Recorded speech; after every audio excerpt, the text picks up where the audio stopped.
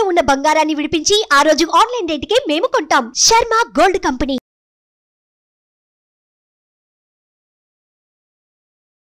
నమస్తే, welcome to Suman TV. నేను మీ యామ్ని. ప్రస్తుతం మనతో ఉన్నారు ప్రముఖ ఆధ్యాత్మికవేత్త, ప్రముఖ జ్యోతిష వాస్తు పండితులు మాడుగుల శివప్రసాద్ గురువు గారు ఉన్నారు. గురుగారితో మాట్లాడి మనకున్న సందేహాలను అడిగి తెలుసుకుందాం. నమస్కారం గురుగారు. ఆశీర్వచనం తల్లి. గురుగారు, ఇప్పుడు జూన్ 8వ తారీఖున చాలా ప్రత్యేకమైన రోజు అని అంటున్నారు. అసలు ఏంటండి ఆ రోజు ప్రత్యేకత? శ్రీ మహాగణాధిపతయ నమః. ఐం మహాసరస్వత్యే నమః. శ్రీ లలితాంబికాదేవ్యే నమః. జూన్ 8వ తేదీ ప్రత్యేకత అంటే ఆర్ద్ర నక్షత్రము ఉన్నది. శనివారం, స్థిరవారం. మామూలుగా శనివారం నాడు శని ఆధిపత్యం, శనైశ్వరుడి యొక్క ఆధిపత్యం. ఏమిటి శని?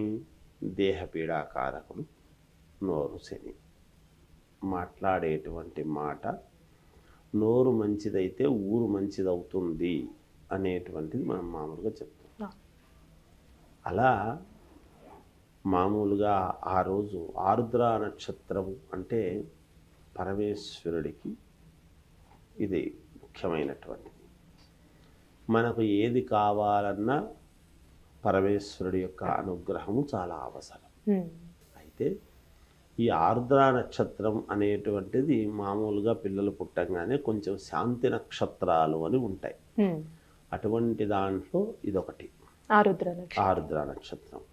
పైగా ముఖ్యమైనటువంటిది అని ఎందుకు అనాల్సి వస్తుంది అంటే 6వ తారీఖు అమావాస్య పంచగ్రహ కూటమి అనేటువంటిది వృషభములో పంచగ్రహ కూటమి ఏర్పడింది. ఈ ఏర్పడిన తర్వాత వీటి యొక్క ప్రభావము చేత కొంతమందికి కొన్ని రాసులకు మంచి యోగము, మహాద్భుత యోగము, కొంతమందికి కొంత ఇబ్బందులు అని అంటున్నాం. ఉంటాయి, సర్వసాధారణం. మంచి ఉంటుంది, చిన్నపాటి ఇబ్బందులు ఉంటాయి మానవ జీవితం అన్న తర్వాత.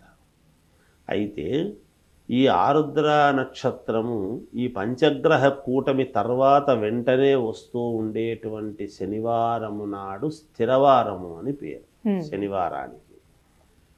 ఆ శనివారము నాడు వచ్చే ఆర్ద్ర నక్షత్రం రోజు గనక ఎవరైతే వివాహాలు కావాలి అని అనుకునేటువంటి వాళ్ళు కానీ, లేదా ఎవరెవరు ఏ ఏ వాంఛలు కావాలన్నా పరమేశ్వరుడి అనుగ్రహము అవసరం.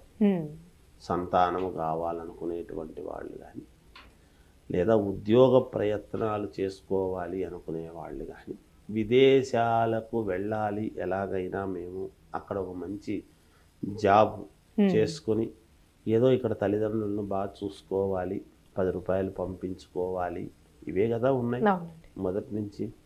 ఎవరు చదువుకున్నటువంటి వ్యక్తులైనా మంచి ఉద్యోగం రావాలి, నా తల్లిదండ్రులను నేను బాగా చూసుకోవాలి అనేటువంటి తపనతో మా పిల్లవాడికి మంచి ఉద్యోగం వస్తే మేలు అని వాళ్ళ సర్వం సహా ధారపోసి పిల్లలను చదివించుకుంటారు.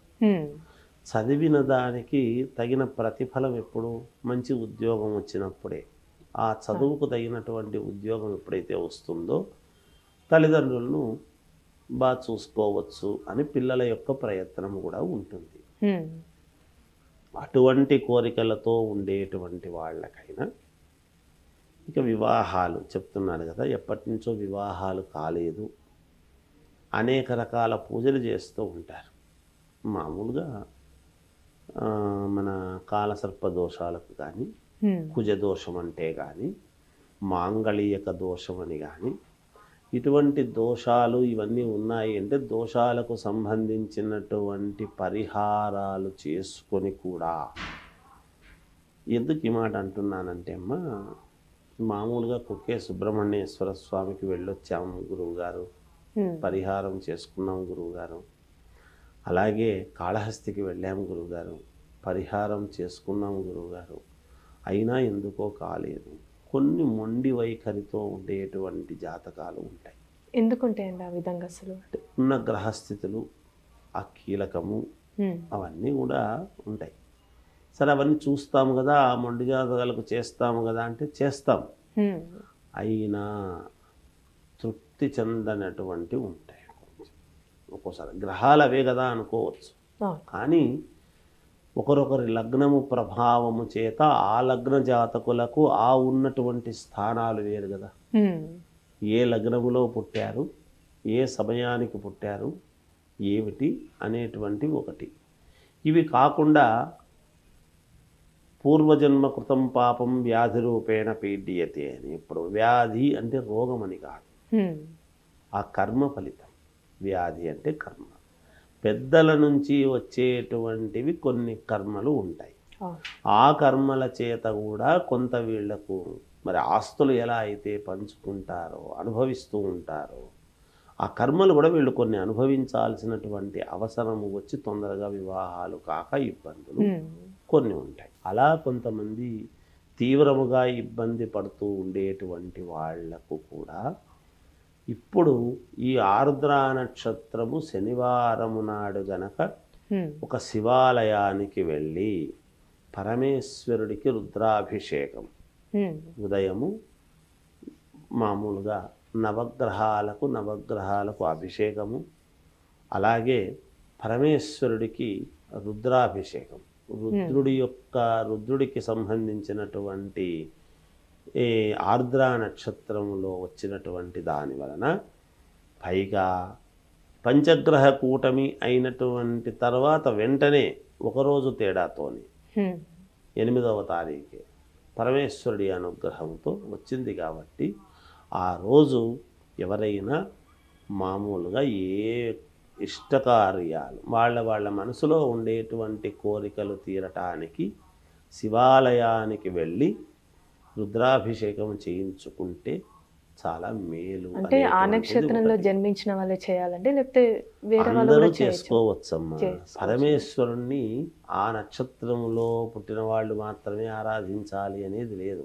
అంటే ఆ నక్షత్రం వాళ్లకు ఇంకా కొంచెం ఎక్కువగా ఉంటుంది కాబట్టి మామూలుగా అయితే అభిషేకం చేసుకొని నాకు శక్తి ఉంది అని అనుకున్నటువంటి వాళ్ళు, మనం 10 రూపాయలు పెట్టుకోగలము అనుకునేటువంటి వాళ్ళు రుద్ర హోమము చేసుకున్నా కూడా నవగ్రహ హోమము రుద్ర హోమము రెండూ చేసుకుంటే మరీ మంచిది. ఇంకా మంచిది చేసుకుంటే మంచిది. వాళ్ళ శక్తి లేనటువంటి వాళ్ళు, శక్తి లేని వాళ్ళు ఉంటారు కదా, అందరూ హోమాలు చేసుకోలేరు కదమ్మా. మరి శక్తి లేని వాళ్ళకి ఎట్లా ఇంత చేసుకుంటే చేసుకోవాలి లేకపోతే లేదు అనేటువంటి భావన ఉండకూడదు కదా. మరి అలా లేని వాళ్ళు నవగ్రహాలకు తిరిగి పరమేశ్వరుడికి వాళ్లకు చేతనైనంత, ఏది పాలు, పెరుగు, తేనె, నెయ్యి, చక్కెర, అభిషేకానికి కావాల్సింది ఒక టెంకాయ కొట్టుకోవడము, లేదా పూర్ణ ఫలం పచ్చి టెంకాయ, ఎల్నీరుగాయ అంటాము, కొబ్బరి బోండం అంటాము. ఇలా ఒక్కో చోట ఒక్కో రకమైనటువంటి భాష మాట్లాడుతుంటారు.